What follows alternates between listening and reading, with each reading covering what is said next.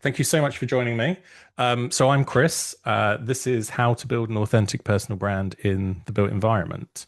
So I am an architect. So I've been a qualified architect for the last 11 years. Obviously, been in the industry for a lot longer than that. And I spend my time creating content and building my own businesses. So I started in content maybe 4 years ago, and I'll come on to my story and the value that I found in it. And alongside this, I run three different projects in the built environment. And one of those is Highlighter. So, Highlighter is my latest venture, and it's basically a way of me using my skills that I've built up over the last 4 years, creating content for my audience of architects and other professionals in the built environment, and trying to help people to build their personal brand and with their social media. Because obviously, coming from a world of the built environment, understanding the industry, and also having this experience, having built an audience of over 60,000 people across multiple platforms. I think I know a thing or two about this stuff and really want to try and help other people in the industry to find their voice, build their personal brand, and really try to leverage the opportunities that are available because it has completely changed my life and career. So at Highlighter, we help other professionals in the built environment. And these range from architects, developers, planners, consultants, contractors, you name it. Coming from someone that's had, over sort of 15 years in the industry, I understand the roles, I understand the type of content that works. And we really want to help senior leaders and their teams to enhance their brand and bring them leads. So, what is today? So, today is very much about the overview of what personal branding is. I'm sure if you exist online at all, you would have heard it spoken about quite a lot. How to build the right mindset, and then 5 lessons for building your personal brand. So, some really key actionable advice for you to take away. And then the 5 cardinal sins of personal branding. So, the things you want to avoid doing.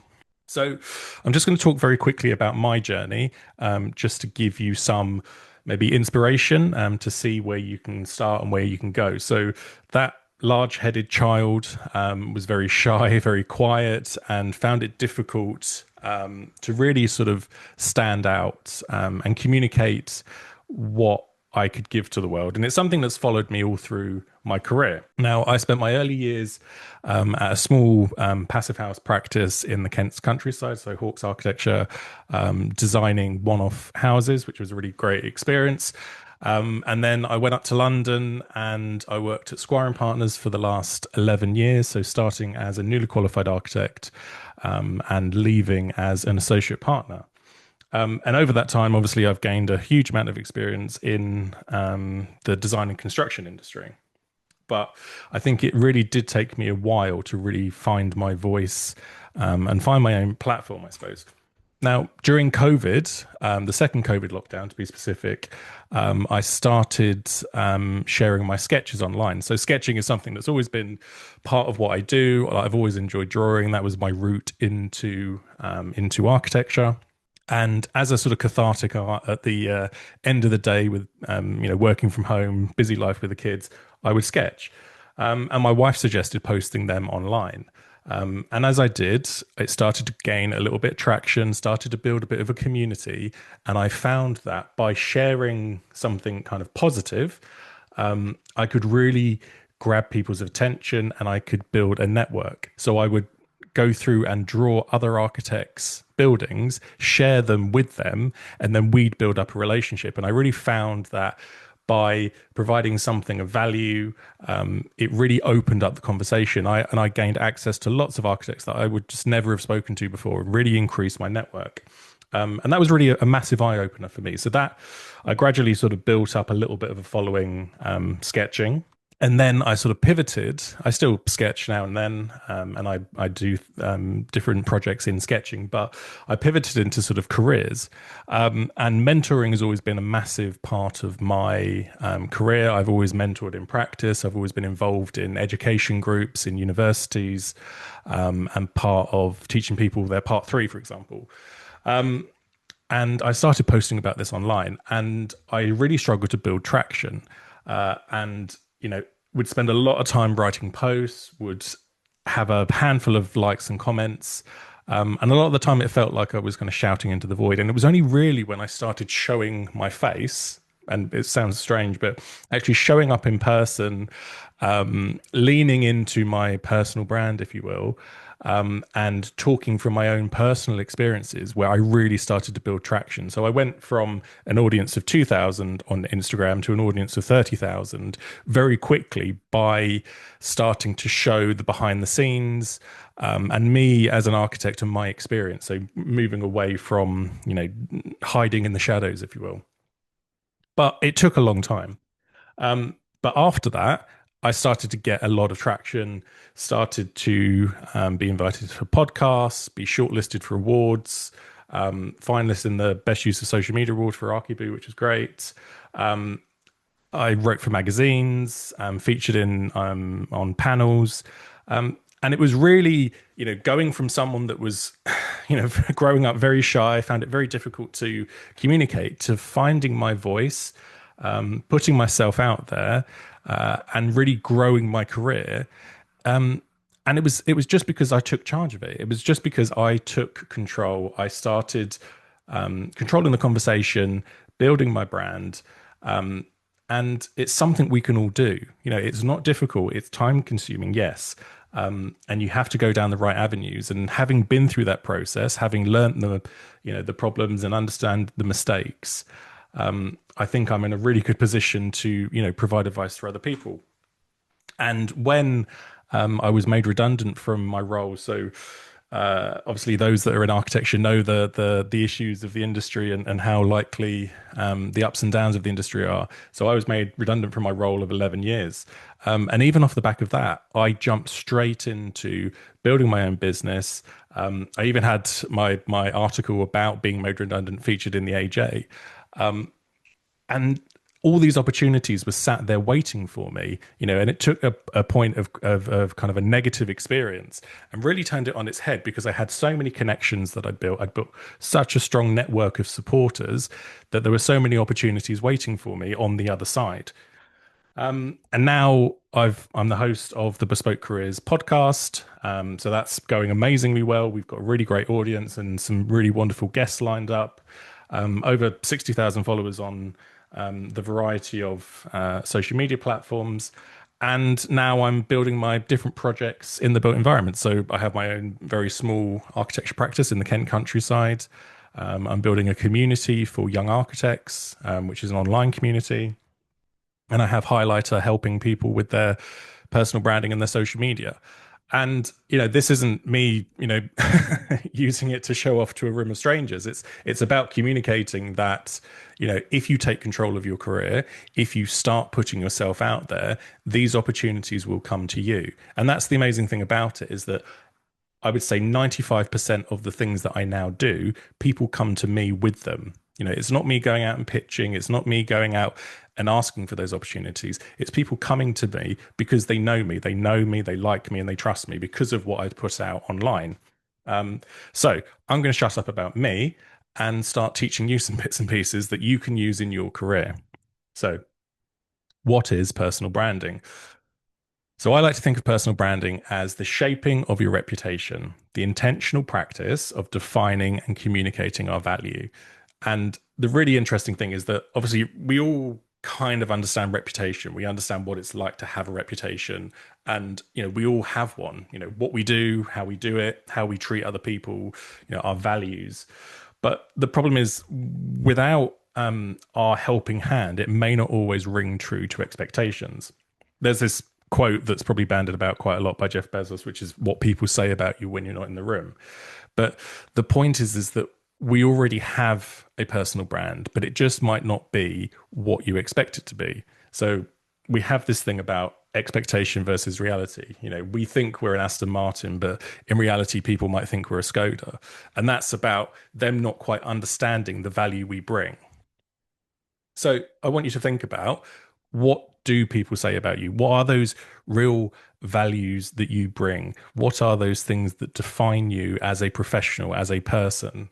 And do you think those things align with what you want to be known for? Because that's the crux of it, is it's taking charge of the conversation and you controlling that communication piece.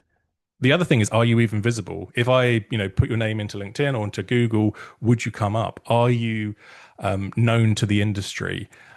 Because I wasn't, I spent a lot of my career busy working on projects, doing, really well working through the company and raising up through the ranks, but I didn't have a presence outside the industry. And it's particularly important if you're going for jobs or if you're building your own business or even trying to step out into a more senior role, trying to start winning work, for example. Being visible is so key to that. People need to know you to be able to work with you. So think about that. Are you even visible? So what is the actual point? What is the whole draw of personal branding? What is this thing that I'm trying to convince you to spend your time to do? The point is, clients don't just buy services now. They buy confidence in the people behind them. In the built environment, projects are long, complex, and are high stakes, and people want to know who they're working with. They don't just want what the company does. Company profiles may open doors, but relationships with people win the work. We know how important relationships are in the industry. We know how important networking is. Platforms like LinkedIn and putting yourself out online amplify that networking. It takes a very small network and completely amplifies it to the wider world. Why wouldn't we want to do that? And it's particularly important at this point in time. There is so much noise around AI, the impact it's going to have on the profession, on the industry, lots of positives around it, a few negative elements around it, but there will be a lot more noise. There will be a lot more content coming out. Social media will change. And we are so needed to lean into our personalities, into the things that make us human, and the value that we bring. And even behind the scenes, the personality, the interesting things that make us human and that build connection. These are all the things that we need to lean into because they will be our differentiator. When the world is so noisy, with lots of people doing the same thing, our human side is the thing that will help you stand out. So, as I said, people need to know, like, and trust you. And that's, again, you go anywhere online, and that's an adage which is spoken about a lot. But what does that actually mean? So, know is visibility. Like I said, people need to be aware of us to work with us. So, like I asked you, are you visible? How are you visible? So, the old fashioned way is word of mouth and network. If I've worked with somebody, then I am part of their network and their recommendation goes on to their recommendation, goes on to their recommendation. That is word of mouth. So those two elements will be my limiting factors because, as limited as my network is, that's as many people that know me. And obviously there are ways of spreading the word and doing, impacted networking in person, but there are so many other ways of gaining visibility. There are own platforms. So that's obviously your website, for example, and search traffic, social media, as I said. There's online networking. There's obviously paid advertising. But there's also speaking, podcasts, and partnerships. And that's a really great opportunity that comes out of this personal branding thing. And speaking on podcasts really changed my career because not only did I get to speak on lots of interesting podcasts around the construction and architecture industry, that then opens you up to all of their audiences. And that's the thing with networking. Once you partner with somebody else, once you're seen in the same room with other people, you share their network. So you can benefit from that as well. So your small network amplifies out, and that's the opportunities that exist. Values. So that's the like, know, like, trust. Values are things that we like about people. So ultimately, people want to work with people that they like, that aligns with their values. We don't want to, you don't want to buy your car off a dodgy salesman because you don't trust them. You want them to have the same values as you. And that comes from authenticity. That comes from being kind, for standing for something, particularly in the environment, for example, when we talk around sustainability, people that stand for something, really position themselves because, they're not on the fence. They stand for something and we know that and they communicate that out. So people that align with that will align with you. it's also about championing other people and changing the industry for the better. So, having an impact and showing that you give a damn, really. And all of that comes through your personality. And then trust. So that's your expertise. People need to trust us to work with us, clearly. And that can be something as simple as, your qualifications. So, I trust you to do the job because you're a qualified person. Or it can be from testimonials or recommendations. I trust you because you've worked with this person. They had a good experience, and there's a number of testimonials on your page that shows that you have the skills and you do what you say. There are things around social proof and awards. So whether you've been featured in X magazine or Y magazine, or whether you've won this award or that award, and also the things that we're in control of, like providing case studies or talking about our work. That is all, all this personal branding stuff is me communicating my skill and knowledge, putting it out into the world that I can do this, I can do that. Trying to teach people things like I'm trying to teach you this. I'm communicating my expertise in this forum. So that's what a personal brand is. How do we build the mindset? It's not about becoming an influencer, although becoming an influencer is quite a fun thing to do, and I quite enjoy it. It's about becoming the go-to thought leader in the built environment. It's about finding your niche and becoming known for an aspect of that space. You want to become a key person of influence. And if anyone's heard Daniel Priestley speak or read this book before, I'd really recommend it, because it really resonates with that idea, and shows the value that you can get, the changes that you can make in your career because of your positioning. So I'd really recommend that book. The point is that we care the most about individuals than faceless companies. That's a really big crux about personal branding. It's so much about the individual. There's a reason that we know Bjarke Ingels, and I don't know anybody else in big, and it's a company of 700 people. There is a positioning piece. There is the point that we care more about an individual, and that's where personal branding leans into. So if you are a founder, if you are looking for a job, you're putting yourself forward. You're the voice to your company or your identity. But what's the point? What's the point of putting yourself out there? Ultimately, to generate leads. So if you're a business owner, or you're in a management position within your business, it's to generate leads. You're looking for work, positioning yourself as a key person of influence, talking about what you do, building your personal brand is to bring in high quality leads that align with what you do. Or it's to find quality talent. So again, if you're a business owner, your positioning will bring you the best people. It's really difficult finding the best quality talent, but positioning yourself in the right environment will do that.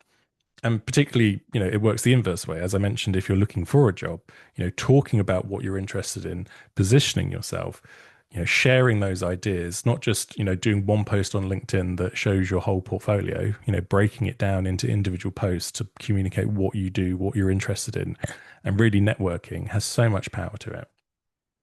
Recognition and rewards. So it's really about, the recognition you deserve, sharing your ideas, and finding a platform for that.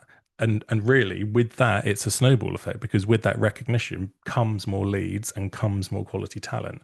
And then for a lot of people, those are opportunities to monetize their personal brand. So look for outside investment, collaborate with different people, and find new ways of working and create new offers.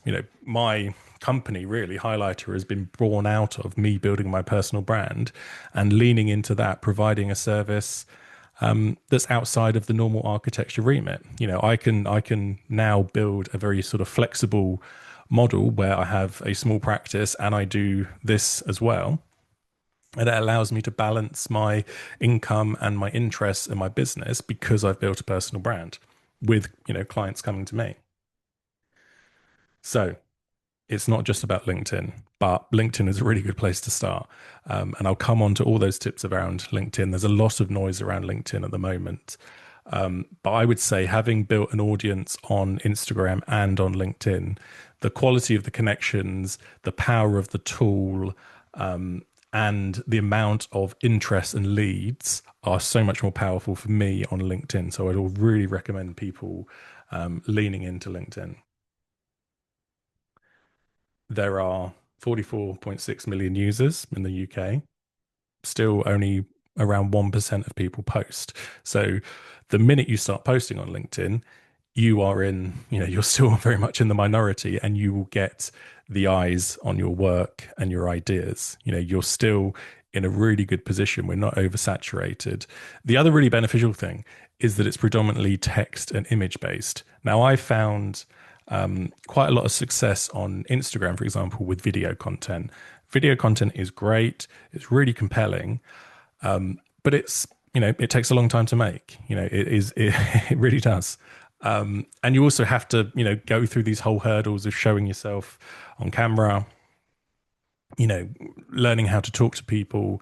So it's a very difficult medium to crack, whereas LinkedIn still really powers with text, image, carousel based information, which is easier, particularly for busy professionals to share their work with. It also has a really powerful search and network feature, which is really great for targeted networking. And ultimately, on LinkedIn, you will find either your ideal clients. So, if you are business owners, if you are looking for a job, those ideal people you want to talk to, or you'll be speaking to your collaborators. So, those are people within the industry. They're people that you have either worked for or you want to work with. And they're people that will recommend and support you. So, those are our kind of two audience types on LinkedIn, and they're both really, really powerful. And also, it's a perfect gateway for in person networking. And it's a great thing that I always recommend when I talk to practices, trying to get practices to imbue those ideas with their younger staff members, because it's a really good gateway to in person networking. Something that, lots of us struggle with is the idea of going to networking events, thinking about networking, coming outside of our daytime role and thinking about the wider industry. LinkedIn is a really good sort of starter set for that, to get being in the front of people's minds, and starting to build your own network. So it's a really good place to start.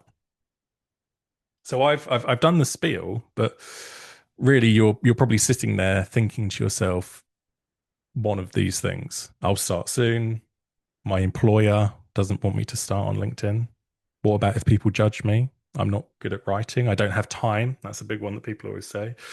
I don't know what to post. There are so many things probably floating around in your head that may be stopping you. And the only thing I'll say is that the danger of inaction greatly outweighs the risk of error. You know, ultimately, you need to try. This is a massive opportunity staring you in the face. And I can guarantee that it will, if you stick at it, if you go all in, it will change your career, because it has mine. So you're doing amazing work, but no one knows about it. So let's change the situation. And another book recommendation is Fuck Being Humble, which is a really, really great title, but it's by Stephanie Sword Williams. And it's really about understanding and changing that mindset of why self-promotion isn't a bad thing. Us Brits in particular find it very difficult to, think about self-promotion. So it's another recommendation that I would suggest. So I want you to take control.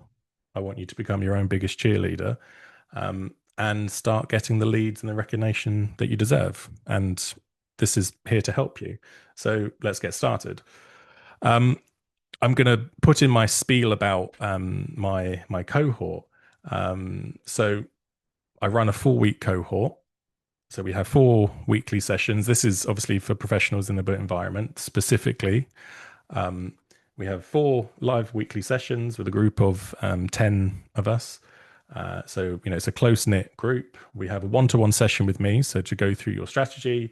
There is a Notion dashboard which helps you plan out all of your content. There's a content calendar. I also provide templates and writing resources: how to write posts, how to create hooks, what types of posts to create. We also have a community group where we support each other. And then there are 8 weeks of post reviews. So after the first four initial weeks, we have another 8 weeks where you'll be creating your own content and I'll be reviewing it each week, giving you feedback. And then at the end of those 12 weeks, we'll look at what's working, what's not. We'll reassess and go from there. And that our deadline is the 5th of September. We start the cohort on the 8th of September. And following the launch of the cohort last or 2 months ago, we worked with a group of professionals in the built environment, and they're doing amazingly. Even within the first week, one of our students got 2 new leads and a couple of invites on podcasts just by putting himself out there. So it really is a game changer. So we're offering a £300 discount at the moment. So I'll send you the links if you're interested in signing up. Feel free to DM me to learn more. So now that that's out of the way, let's get the value in. So 5 lessons for you to leverage LinkedIn. And this is, a lot of the value that's coming out of the course that I've tried to distill into 5 main points. So start with the foundations. Nice architecture pun. So profile, just get your profile right. Like, honestly, the amount of people that I still see on LinkedIn that either message me asking for something, or people that I thought, I stumble onto their page and they don't have a banner. They have a really poor profile picture. Their tagline doesn't really describe what they do. This is really, really simple stuff. So if you are starting on LinkedIn, you need to get this right. So in essence, you want a profile picture that is clear, that clearly shows who you are. I favor a solid background, but you can have, a background of an exterior or an interior. Ideally, it should be a little bit blurred or, set back slightly so your face appears. The reason I like the solid color for me is that your picture will appear on comments, and it will appear on suggestions, and it will be on your phone. It's on a tiny screen on your phone. So by having something recognizable for people that are skimming LinkedIn and leaning into having a recognizable brand color, that makes you instantly, distinguishable and sets you apart from other people. The banner image, you want something again that speaks of you, but talks about what you offer. What is your headline? What's the thing that's on your front cover of your website, for example? Obviously, I'm talking about design and build your personal brand, or the offer is listening to our podcast. I'm clearly showing what I do, and that's exactly the same for the tagline. The tagline's a really interesting one as well, because you see the image down below. Your tagline will appear whenever you comment on something, whenever you connect with people, but only the first 45 characters of your tagline will appear. So I really want you to think about those first 45 characters. So if people are seeing you for the first time in the comments, you're commenting on something, you're providing value through the comments, how will they understand what you do through those 45 characters? So I'd really implore you to think about those first 45 characters. That makes people want to click on your profile and potentially connect with you. These are all potential leads. The featured section, again, in the profile, people will normally tag a post that they made that did particularly well. But the reality is that the real power in the featured section is providing a link to something. So whether it's an offer, whether it's a newsletter, whether it's a link to your portfolio, LinkedIn is actually really good at allowing you to link out to different locations, which is something that other social media platforms are not. So using that and providing an image that's compelling, that gets people to click on it, is really, really key again. And it's kind of really making the most of the tools that are available. So think about your banner, think about your profile picture, think about your tagline, particularly the first 45 characters, and think about your link, your featured section link. And then in your experience, we're so used to our very dry CV, listing out our roles. But the reality is that you can add media into your experience section. So each one of these images is a link out to one of my offers. So if you want to work with me, if you want to join the wait list, or if you want to subscribe to the newsletter, these are all clickable links with a small image, that works on a phone, works on a screen. And and allows you to learn more or to go somewhere, for people that are interested. And again, it's prime real estate that you're making the most of the tools that are available. Stop thinking about the profile as a really dry, boring thing. You want to try and make it as compelling and clickable as possible, just like you would with your homepage. The other thing is to think about the brand in personal branding. You know, Yellow for some reason. I mean, the yellow comes from the yellow tracing paper that I used to use for my sketches. That's where it was born out of. But it's become synonymous with my identity and what I post. Similarly, using a font that is a bit sketchy, leaning into that sort of sketching idea. But it has a recognizable character. So I know that my audience will spot something yellow, they'll be skimming through their phone and they might recognize it as me because people, look at things quickly. People are skimming. We use social media very quickly. So anything you can do to improve that clarity, improve that recognizability, is really key. So treat it like a brand. Number two, make a plan and stick to it. Now, it's easy for me to say just get started, but the reality is that you need to think about what you want to communicate, who you're communicating to, and what you're trying to achieve. So, in the cohort, for example, we spend quite a bit of time thinking about our goals, making a plan, working out our content pillars. So, I'm just going to give you the sort of highlights of that now. So, in terms of content, we can think about it in two ways. There is broad content and there is specific content. Now, broad content will be interesting to a wide audience, and specific content will be interesting to a very small audience, but they will be more interested in it because they understand the details. So, if we think about the built environment, there are broad things which we all can relate to. Every professional in the built environment can relate to sustainability, to productivity, to business, these big topics that will relate to people within the industry and even people outside of the industry. But in terms of the specific thing you do, so say I'm a subcontractor that does installs waterproofing systems. I am very, very, very, very specific in the industry, and there are probably only a very small number of people in the big picture of things that will be interested in the very specific things I talk about. So I need to have a range of topics that I talk through about those things to build my audience, but I know my offers will be at the more specific end of that equation, if you will.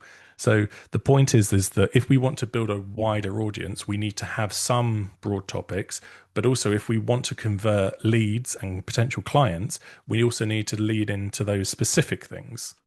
So I have a system which is very carefully made to spell ARCHI. So this is my ARCHI framework because I'm an architect. Thank you very much. And basically, this talks about the types of content which I think resonate well and through my years of experience have resonated best with clients and collaborators. So we have accessible content, resource content, curation content, human content, and invitation content. And I'll spell those all out now. So, accessible content are those big topics. They are things around workplace, work life balance, productivity, burnout, AI. And they are big topics that have proven themselves with a wider audience. If I'm looking at a lot of the big creators, for example, these are the things that they talk about. But it's always through our lens, it's always through our specific point of view, how we frame it. There are resource content. So this is things where you're showing your expertise or your experience, or their case studies. So if you're an architect, for example, I quite like this example. So many architects will post online and they'll show a picture of a building and they'll say, "Yay, we got planning, aren't we good?" And it's like, okay, so what? The point is that I could break that post or I could break that building down into so many different value pieces to communicate my value, things to talk about, stories to tell. Always think about it like the content is one idea. The clearest thing is to communicate one idea at a time. So the original sketch that inspired the building, my personal experience of leading the team, what the social value, the impact of the wider scheme will be on the area, how we got planning for a taller building, talk about relationships, how you've built a relationship with the council, for example, the innovative way the building facade works, or how we maximize dual aspect apartments. All of these elements, you're still talking about one project, but you're framing it through one idea at a time. And that creates, 2 weeks worth of content, which you can all plot out, instead of just saying one piece of content congratulating yourself. You can break that idea down into lots of valuable pieces. And basically, if I'm your ideal client, say I'm a developer, for example, and I'm understanding all these interesting things you've done, you're communicating all your skills, how you've collaborated, how you've found an innovative way of doing things. These are all things that I'm interested in finding more out about. They're all ways of you proving your value and your expertise.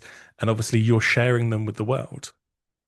Curate. So curate is really important. So this is your opinion on what's happening in the industry, and having an opinion about something shows your values. So this is great to not only rile up discussion, so have your collaborators to talk about the industry. It's also really good to show that you have your finger on the pulse, that you're aware of the bigger picture of the industry, things that might be impacting your ideal client. And they're posts that always do really well. Human. This is one where people struggle with. Bring the personal into personal branding. And I'm going to use my boy, for example. So I've got 3 kids, and my middle son, Eddie, who's pictured there, is autistic. And I've shared my experience of raising, an autistic child now and again online. And honestly, it is it's so nice because it basically gets people to know me a bit better, to know my experience of being a parent and my family life a bit more. But it also opens up the conversation to lots of other parents that have similar experiences. And it's been a really refreshing thing because it makes the world feel not quite as small. Because now lots of people in the DMs, for example, will message me and say, "Oh, yeah, my kid does this," or "I've had a similar experience," or "We've been through this," sort of thing. And it's exactly the sort of thing that I think about if you were starting a project with a design team.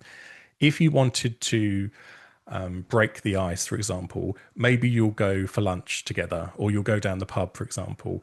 What are those things that you would be sharing? What are those things that you would be building up a bit of connection with people with? That's all we're doing online. So, people will have a different attitude and a different feeling about how much of their personal life they may want to share online.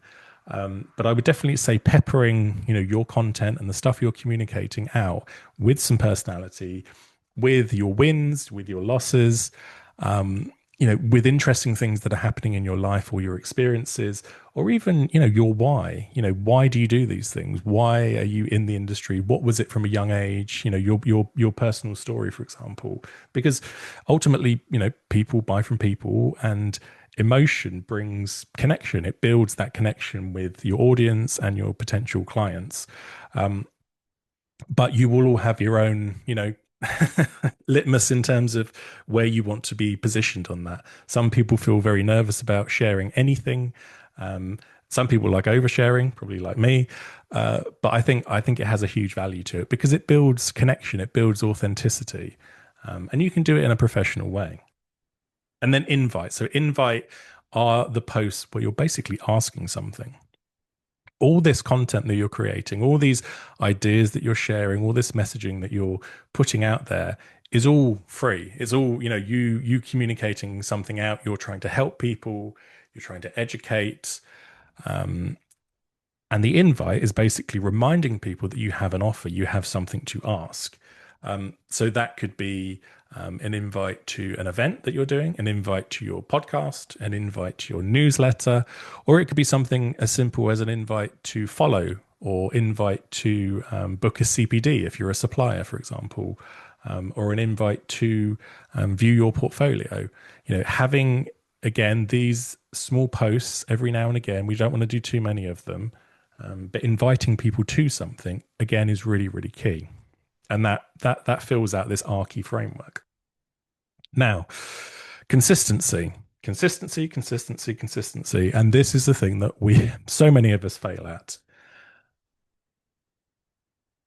The very least, if you're thinking about getting started on LinkedIn, that you should be doing is commenting. Commenting has got a real power to it. And particularly, as I mentioned earlier, if you've sorted out your tagline, adding thoughtful comments to people's posts will bring you followers.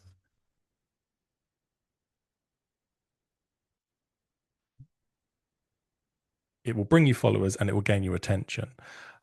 So commenting like you give a damn, really.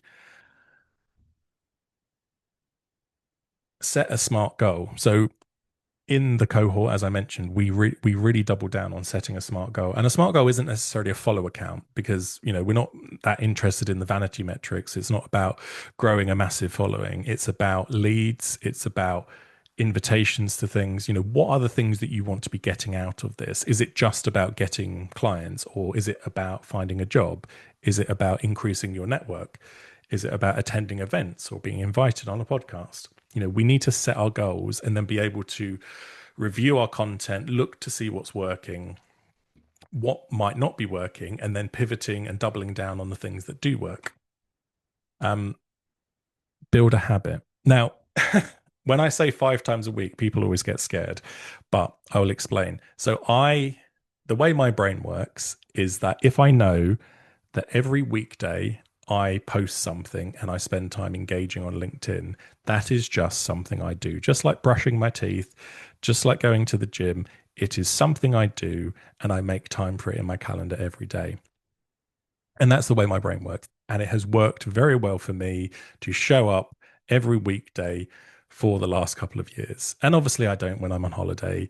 And obviously, there's the odd day or the odd thing that happens when I don't. But having that in my head and knowing it, building it as a habit has worked wonders for me. But the minimum I would recommend is 3 days a week to be posting online, to be engaging, communicating, and spending a bit of time in the space, you know, communicating, DMing, messaging people. The minimum I would suggest is 3 times a week, but I'd love for you to think about 5 times a week. But again, there's a bit of build up. We're all busy people, but again, in the cohort, we'll think about the best ways to create content. We've got our templates, we've got our dashboard, and there are definitely efficiencies that you can make in terms of the way you write once you've got a framework. But it is really just a habit that you need to build. And then you build the systems as you go. As I said, we have the systems in place. There are lots of tools that can help, but it's really important not to get distracted by the tools. There are so many flashy things that we can get distracted with, but actually just doubling down and thinking about the content, commenting and DMing, those are the most powerful things that you can do. And as I said, you then spend the time to review and reflect and repurpose. I repurpose content all the time, and that's because ultimately, whatever you put out, not all of your audience will see it. So I repurpose, if a post hasn't been seen for 6 months, for example, I will repurpose it, or I will use the same idea and make a video about it rather than a still image, or I will repurpose it into a carousel and then change the format, for example. But there's still the ideas that resonate with me and resonate with my audience. Number 4, find your people. So commenting equals community, actually engaging with other people, finding other creators, finding other professionals in the built environment. You want to build connection. You want to build a group of people that really resonate with you, that align with your values and maybe even serve similar clients to you. So, you could find 10 leaders in the built environment, you could follow them, and you could start to comment on their posts. You can then find the people that comment on those comments and then build a connection with those, because these are the people in your area, in your niche. And I can think of so many people, a really core group of people that kind of started around a similar time as me, had a similar number of followers, and spoke about similar things. And we've built a really strong friendship. We support each other. We help each other out. We give advice. And we're always, engaging with each other, sort of thing. It's built a really strong connection, and it's something that, makes you come back to. That is your tribe. That is finding those people that will advocate for you, your potential collaborators that will put your name into the ring, in the places that you may not be at. The search feature in LinkedIn again is really powerful to find that network. So there are really strategic things that you can be doing. And then make your own luck. All of us are trying, but so many times the things that I really wanted to do came from me asking. So fully engage with it, make it something you do, build that habit, actually network like a person. The amount of bloody people that I still get, the first interaction is asking for something from me. There's no warm up, there's no intention to, build a proper connection, have a conversation, share value. Think about how people do things the old fashioned way. Actually build a connection with somebody just like you would in person. Um, Stop forgetting manners and things like that online. We want to build up real, authentic connections. Have a coffee with people if you can. Um, just actually do it like a human. And like I said, with the AI age, it's so easy to send out 1,000 emails that are generic and boring, but a couple of really strong personalized DMs to people on LinkedIn will do just as much work. Offer help, ask for help. The amount of people that supported me during my redundancy, for example. I had a few people offer to start a business with me or for me to buy into their business, for example. Ask for help, offer help. If you want to go on a podcast, ask someone, pitch yourself. Don't be afraid of putting yourself out there. And have something to invite people to invite people to. So have a call to action. So whenever I create a post, I have this sort of subheading which tells people, if this is the first time you're seeing my post, this is who I am, this is what I do.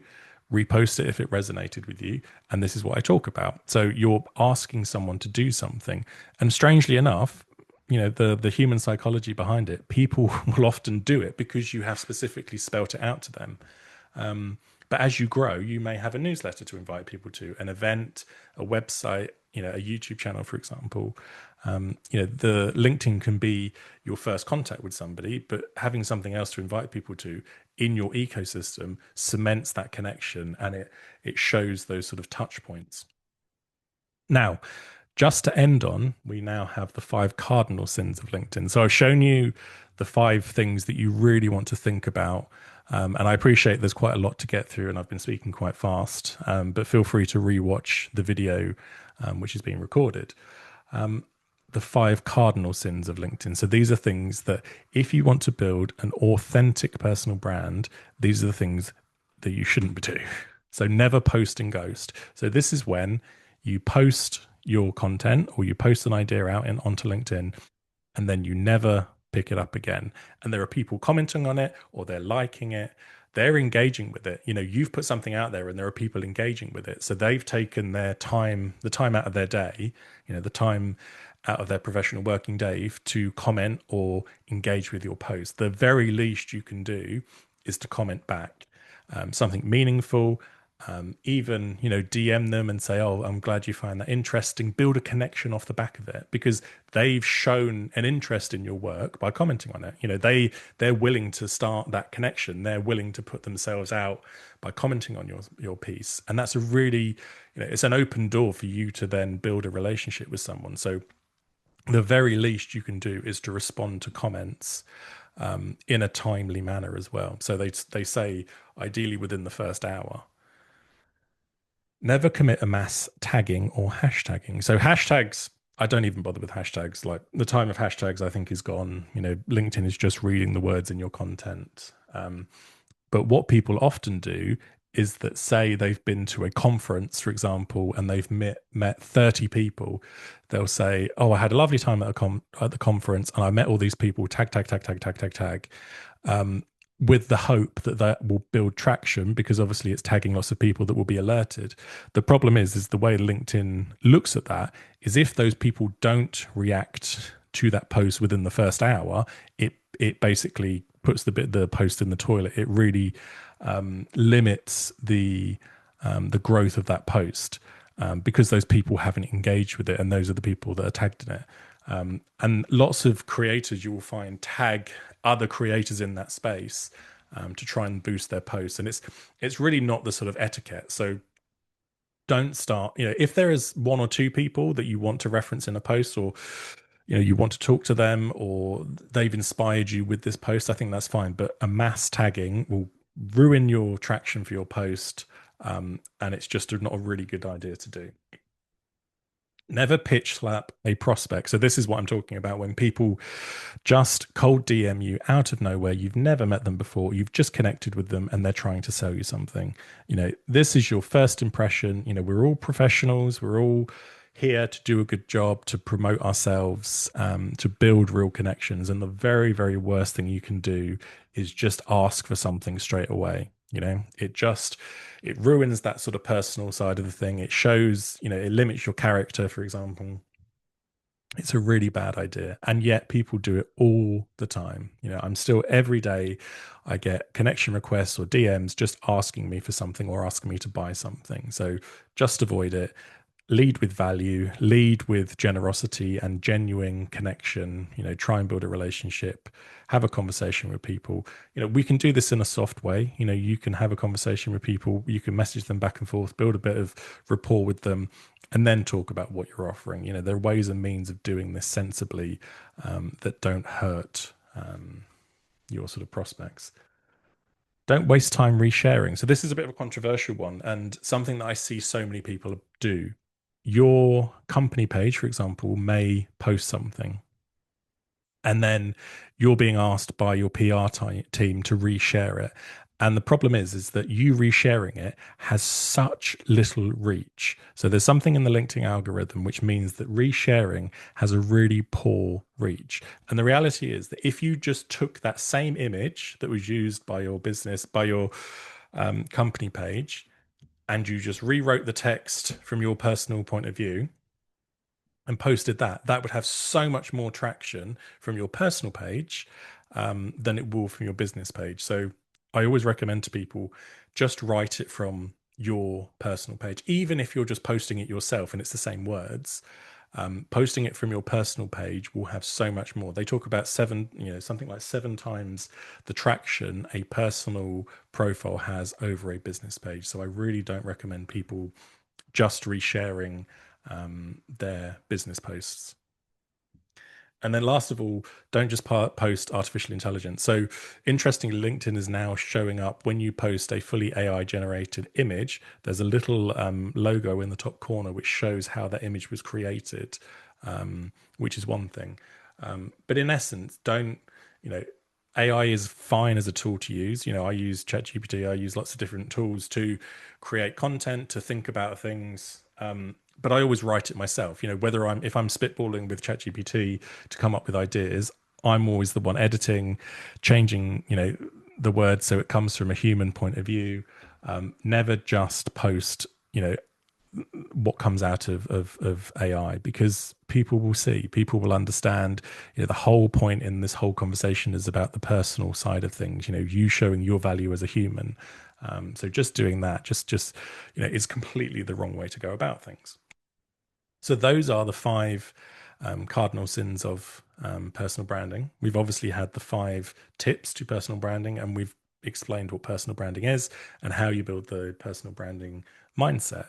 As I said, Highlighter is my company. We focus on personal branding and social media for practices in the built environment.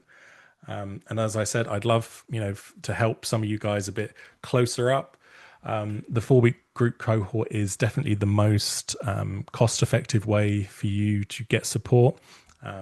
It's a group setting, so obviously the prices are a bit lower than a one-to-one, for example, or a done-for-you service. And it's really great. I mean, the one thing that we found is that doing it in a group setting, you get so much support from each other as well. So people that are on the same journey as you, other business leaders, for example, really support. And we've had people actually creating leads between themselves, doing business through the connections that have been built through the community, off the back of this. So it's a really great way of starting out, keeping you accountable, and you've got me for those whole 12 weeks to hold your hand and guide you through the process. So as I said, The deadline for the sign off of that is the 5th of September. We start on the 8th of September. So, if some of you are, the kids are going back to school, this is your chance to be schooled in personal branding and get ready for Q4. And at the moment, we're offering a £300 discount on that.